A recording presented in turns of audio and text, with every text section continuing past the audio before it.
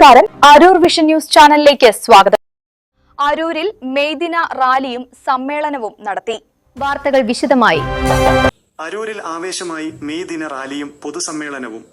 അരൂർ ലോക തൊഴിലാളി ദിനത്തോടനുബന്ധിച്ച് അരൂരിൽ വിവിധ ട്രേഡ് യൂണിയനുകളുടെ സംയുക്ത ആഭിമുഖ്യത്തിൽ വിപുലമായ റാലിയും പൊതുസമ്മേളനവും സംഘടിപ്പിച്ചു.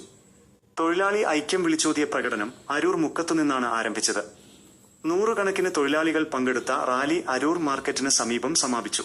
തുടർന്ന് നടന്ന പൊതുസമ്മേളനം CITU ദേശീയ കമ്മിറ്റി അംഗം CB ചന്ദ്രബാബു ഉദ്ഘാടനം ചെയ്തു. തൊഴിലാളി വർഗത്തിന്റെ അവകാശ പോരാട്ടങ്ങളെക്കുറിച്ചും നിലവിലെ വെല്ലുവിളികളെക്കുറിച്ചും അദ്ദേഹം ഉദ്ഘാടന പ്രസംഗത്തിൽ സംസാരിച്ചു.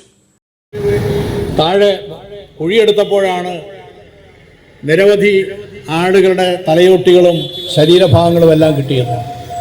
ആ ശരീരഭാഗങ്ങളെല്ലാം തലയോട്ടികളെല്ലാം ആ രക്തസാക്ഷി മണ്ഡപത്തിനകത്ത് ഒരു കോൺക്രീറ്റ് വോൾട്ടുണ്ടാക്കി അതിനകത്തിട്ടിട്ടുണ്ട്. അതിനകത്ത് നിക്ഷേപിച്ചിരിക്കുകയാണ്. അതിൻ്റെ മേലെയാണ് ആ വയലാർ രക്തസാക്ഷി മണ്ഡപം നിലനിൽക്കുന്നത്.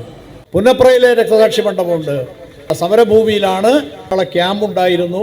ജനങ്ങളെ ആക്രമിക്കാനുള്ള പരിശ്രമം നടത്തിയപ്പോൾ തൊഴിലാളികൾ സംഘടിച്ച് ആ ക്യാമ്പിലേക്ക് മാർച്ച് ചെയ്യുകയും ക്യാമ്പിൽ നിന്ന് വെടിവെപ്പുണ്ടായപ്പോൾ തിരിച്ച് വെടിവെച്ചവരെ കൈകാര്യം ചെയ്യുകയും ചെയ്തു. അങ്ങനെയൊക്കെയുള്ള സംഭവ വികാസങ്ങളൊക്കെ ഉണ്ട്. പ്രധാന വിവരങ്ങൾ. അധ്യക്ഷൻ OK മോഹനൻ, AITUC നേതാവ്. പങ്കെടുത്ത പ്രമുഖർ PK Sabu, TM Sharif, MB Biju, PD Rameshan, VP Chandrabose തുടങ്ങിയവർ ചടങ്ങിൽ സംസാരിച്ചു.